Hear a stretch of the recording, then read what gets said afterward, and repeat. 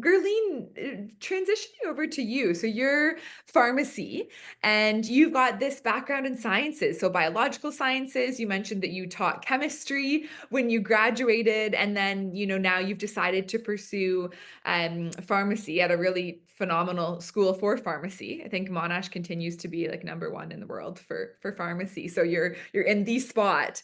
Um, how was that decision made? How did you come to pharmacy as the area that you have interest in? Okay, thank you.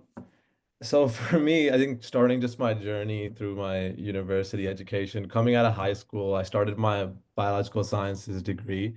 Kind of thinking like most of my other friends and peers that I'm just gonna get into med school, life is gonna be great. And then you go into the program. I gained a lot of foundational knowledge. Obviously, what we need is like your biologies, your chemistries, kind of having those foundational uh, pieces that you need, which I later got to know when I'm in pharmacy now. And then I also in fourth year of my biological sciences degree, I took a lot of medicinal plant biology classes, which was looking at a lot of the biochemistry and kind of the molecular side of how drugs are made in plants and then how we kind of exploit those and what the purposes of those are, which I kind of there was a good interest that I built there. And then COVID kind of hit in my third and fourth year of the degree, so I finished it online, and then kind of I wasn't sure where I was going to be going like in terms of applications, and there was a lot going on, so I decided to stay local and pursue this after degree education program at the University of Calgary as well.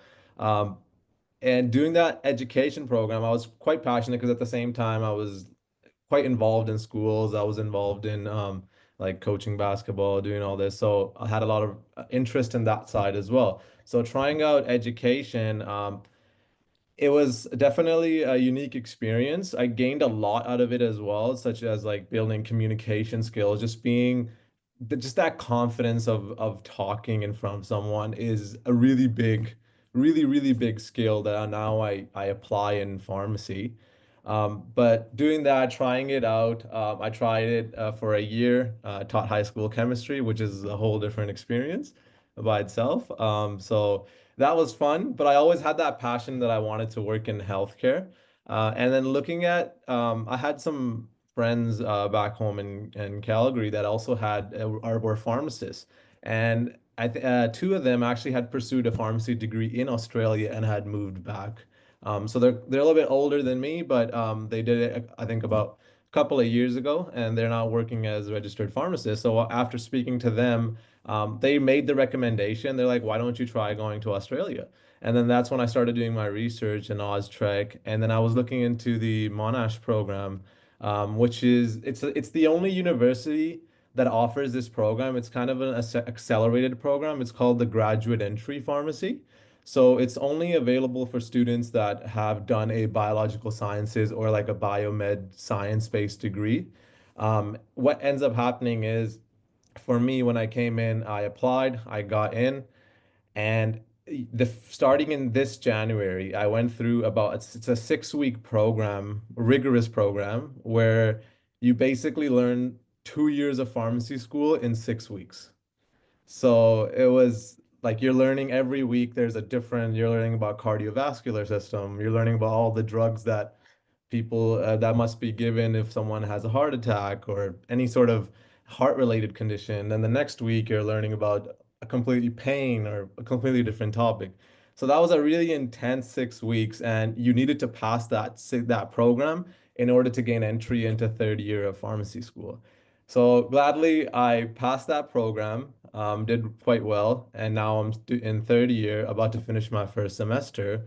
And I wish it was easier, but then now it's more intense. So now I'm learning about all the cancer medications, all the brain-related medications. So it's definitely a unique experience. And I think for my trial and error, kind of going through the different degrees, I feel like pharmacy was just a perfect like fit for me, where I took my passion for science, I took my experience that I had that passion about, medicinal plant biology that I gained from my biological sciences degree, and then plus my education degree where I had those skills of talking and kind of just building that confidence and how I can apply my knowledge.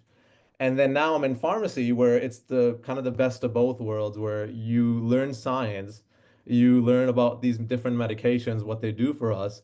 But the main point is our job is to communicate that to the patient. And that's the most important piece here. So I feel like all those skills that I had gained in my prior experience has now helped me and it's continued to help me through this program. So and also like Monash University, it's I think right now it's number two in the world. I think it was number one and then Harvard took over. So it's number two in the world. That also did sell me into coming here. I was like, ooh, I get to go to the second best university in the world. But you can tell why it's quite passionate. I've heard about other experiences of other universities, and I feel like the reason why Monash is more superior in that way is they're really clinically focused. So when you go through your educations, it's a lot of the way you're taught isn't really like a traditional lecture-based kind of learning. It's more about um, self-learning. You learn the core content yourself, and then it's a lot of application-based. So you're going through a lot of real-life scenarios where you're in a workshop and you're given a real life case, you're given actual pathology results in front of you, and you have to actually crack kind of what the problem is and what you're actually going to be doing in the real life world in a way.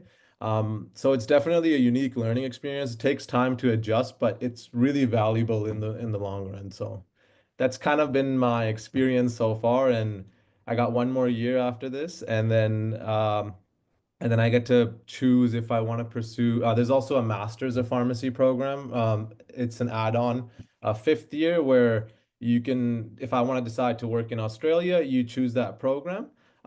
You can then you work as an intern for 1 year in Australia as a pharmacist, and after you work as an intern, you can apply and write the board exams here through Opera.